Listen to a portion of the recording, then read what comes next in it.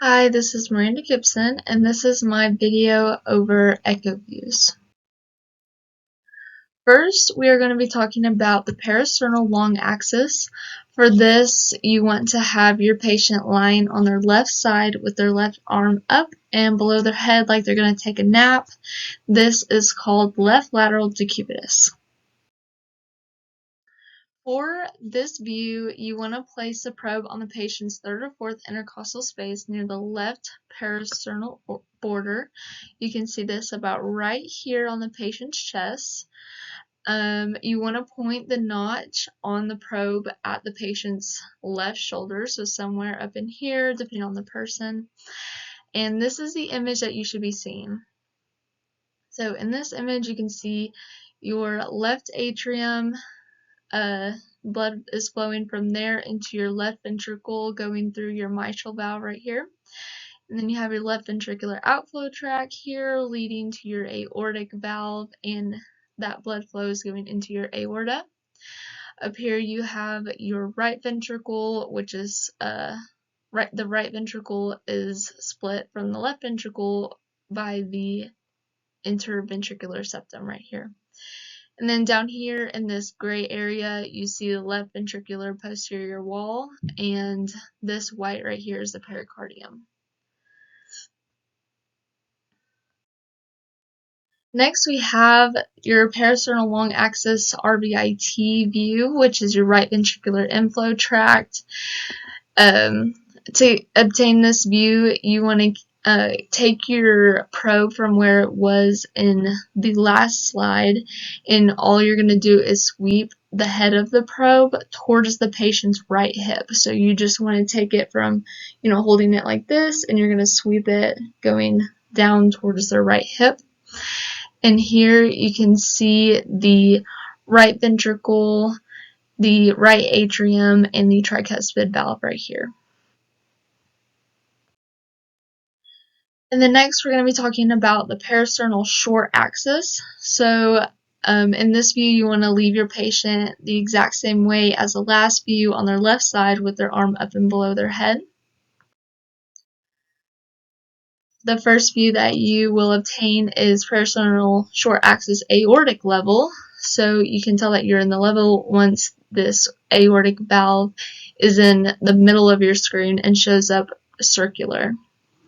So from your parasternal long axis view, you want to rotate your probe clockwise until the notch is pointed at the patient's left shoulder. So from here, once you rotate it, you want to sweep the probe superiorly or towards the head until the aorta is rounded in the middle of the image, like I had said. So right here is the aortic valve, and you can see the pulmonic valve right here, the tricuspid valve splitting the right atrium and the right ventricle up here. And then you have your interatrial septum right here and your left atrium right here. From that last view, you just want to sweep the head of the probe inferiorly, and you will see the mitral valve right here come up. We call this the fish mouth view because you can see the mitral valve like snapping at you. So there's a mitral valve, here is that interventricular septum again, and here's your right ventricle. So this like black space back there would be your left ventricle. Next we have the parasternal short axis papillary level. So we're going to do the same movement that we did in this last slide. You just want to sweep, continue to sweep inferiorly or like just down towards the feet until you get the papillary muscles in view. So these outer parts right here, those are your papillary muscles. You can see them and still about right there in that view. So we call this the mushroom view, but here you just see those papillary muscles, and again that black space back there is your left ventricle, and you can see it more clearly here, but this is your interventricular septum and your right ventricle. And then Lastly, for parasternal short axis, you want to continue that movement as sweep in inferiorly until you see this apex right here, and you no longer can see your papillary muscles in here. So this is just your left ventricle, and this is your apex. Sometimes you have to move down a rib space to see the true apex. You just have to move according to the specific patient's window. So next I'm going to be talking about apical. For this one, you want your patient in the same position. The only thing that is different is that you might want to utilize a bed dropout if available. Some people, their windows are further back towards their back, and it is much easier to angle the probe correctly if you have that dropout. So first, with apical, you want to start in 4-chamber. You want to place the probe directly at the apex of the heart. So approximately in there. For some people, you'll get it more back here, like I was saying, to use that dropout. Just depending on the person, it's going to be somewhere in there. You want the notch to be pointed down at the bed to the patient's left side over here. This is the image you should be getting. This is your left ventricle, your left atrium, and right here is your mitral valve. You have your right atrium and right ventricle with your tricuspid valve here. You have your interventricular septum and your interatrial septum. And you just want to make sure that your image is oblong and not foreshortened. If it's foreshortened, then it'll look a lot more cubed and even, but you want to make sure that your septums are pretty vertical as you can, and just make sure that your image is not compacted.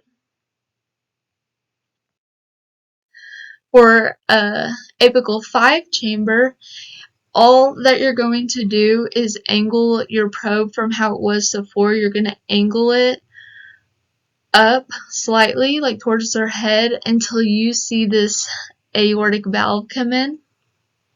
So again, we have the left ventricle, the mitral valve right here, the left atrium. You have your interatrial septum, your right atrium, tricuspid valve, right ventricle, interventricular septum, and then now you have your left ventricular outflow tract here leading to your aortic valve, and then that leads that black circle to be your aorta.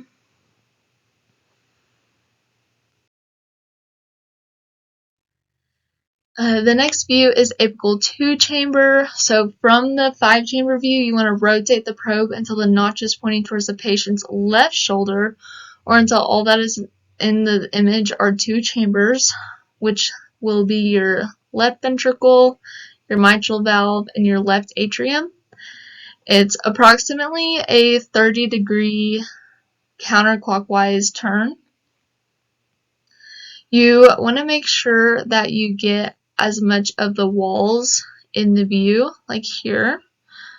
That way you can take the total area whenever you're measuring. And then next you have apical 3-chamber. So from your 2-chamber view, you want to continue to rotate counterclockwise 30 degrees. And then this should mean that your notch is pointed towards the patient's right shoulder. And you want to make sure that you have both the mitral valve and the aortic valve in view, and that they're both opening and closing. And then again, you want to make sure that your image is oblong and that it's as vertical as possible. So you have your left atrium, your left ventricle, your mitral valve, your left ventricular outflow tract coming down here into your aortic valve and the aorta. Here you have your interventricular septum, and your right ventricle is over here.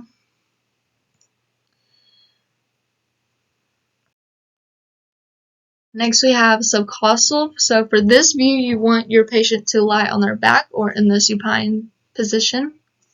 For some patients, you can see their heart much better if they bend their knees, just depending on the patient. So you're going to start out in subcostal 4-chamber. So it's a lot like apical 4-chamber, except it's on its side. So you can see the left ventricle here. It's a little bit cut off in this image, but your left ventricle is over here, your left atrium, your mitral valve, interatrial septum, interventricular septum, your right atrium, tricuspid valve, and your right ventricle. And then this space up here is the liver. So for this view, you just want to place the probe in their upper stomach and right under the ribs. So you want to make sure that you can, it's a different angle for everyone, so you just want to angle until you can get that heart. You can see all 4 chambers. The knot should be facing laterally to the patient's left side, and a lot of the times to get the image to become clearer, you have the patient take a deep breath in and hold it. In all of like the past images we've looked at, it's usually better if all of their air is out of their lungs. But for this view, it's really good if they take a big deep breath in and hold it for you. And then next we have subcostal IVC. From the subcostal 4-chamber, you just want to rotate the probe until the notch is facing straight up, or until this IVC is open. So this IVC is very, very dilated, but for the purpose of this video, it is showing very well. So right here you have the hepatic vein and your IVC, which is draining into your right atrium here. Then for our last view, we have suprasternal notch. So for this, you want the patient to be on their back in the supine position. You want to have them tilt their head back, because you will place the probe on their suprasternal notch. So to get their chin and everything out of the way, you want them to move their head back. For this, you want the notch to be pointing straight up. And this is the image you should be seeing. You have your ascending aorta right here, your aortic arch, and your descending aorta down here. You have your brachiocephalic artery or innominate artery, same thing. And then you have your left common carotid artery right here, and your left subclavian artery right here. And this circle right here is your right pulmonic artery.